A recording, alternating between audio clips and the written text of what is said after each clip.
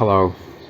So, in this task, I'll be talking about the challenges that I've faced and the tips and strategies I've used to build my vocabulary. So, first, I'll be talking about the challenges. The first issue I've had is access problem, getting the right word at the right time, accessing words that fit the conversation context. Now, our working vocabulary is different from our recognition vocabulary.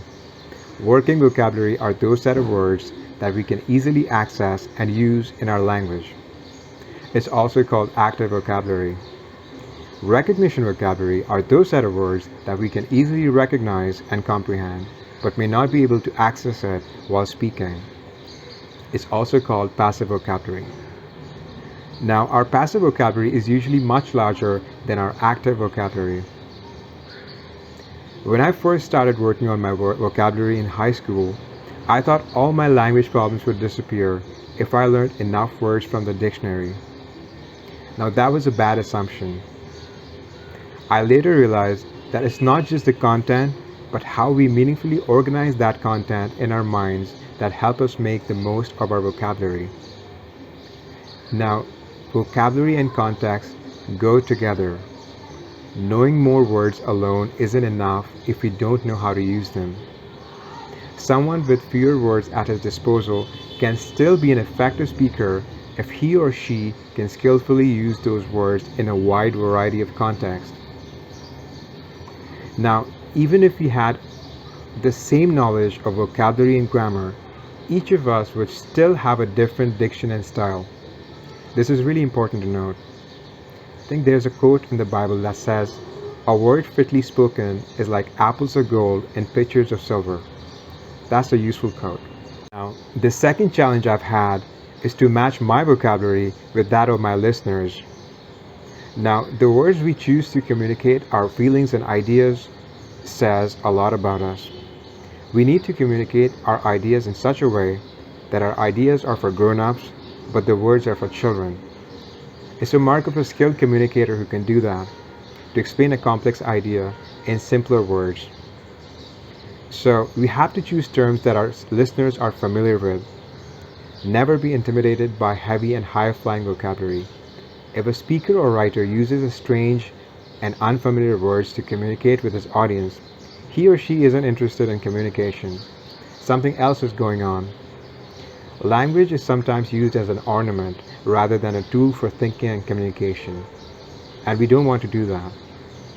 So, moving forward to our next point, tips and strategies. Now, ownership of words really happen if we ask the right questions when we encounter a new word. And whenever I discover a new word, I like to ask myself questions like what part of speech it is, and what's its etymology, the word origin. And then I'll really look at as many definitions I can of that word before I look onto the synonyms and the antonyms. And then I'll start using that word in my own sentences. And it's usually not the first time when you actually grasp that word. You have to visit it a number of times. So it's highly recommended that you keep a record of all the words you learn. It might not be possible all the time, but it is highly advisable to keep a record, a learning history of what you learn. And besides keeping a learning history, a word list, it's also a good idea to sort those words into different categories. Now, the next point is knowing what to learn. There are basically two ways which you can learn new vocabulary. The first is the organic method, where you just consume good content, reading and listening to good English, and you keep track of new words which you encounter and come back to it later on. And the second is to just go through and practice workbooks. It might not be the most popular way, but it really gives you a lot of exposure to different varieties of usage. So I would recommend doing that, but you don't really have to if you think it's too much.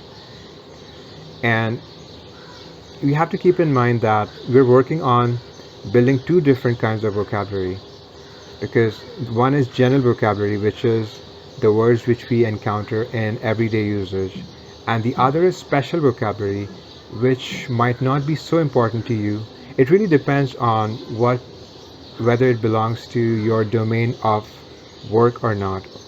So when I'm talking about special vocabulary, I mean terms which are very specific to fields and disciplines of law, medicine, accountancy, science. So much of those words will not be used in everyday situations. So unless you're deeply interested in that field or it's a part of your work, you might want to give it a pass. And the last thing I wanted to mention was the benefits of having a rich vocabulary. Because after you develop your vocabulary, you'll see that you're able to grasp complex ideas that didn't make sense to you before. So your comprehension skills will grow enormously. As a result, your thinking skills will improve, and this in turn will boost your ability to gain knowledge or learn a skill in any domain.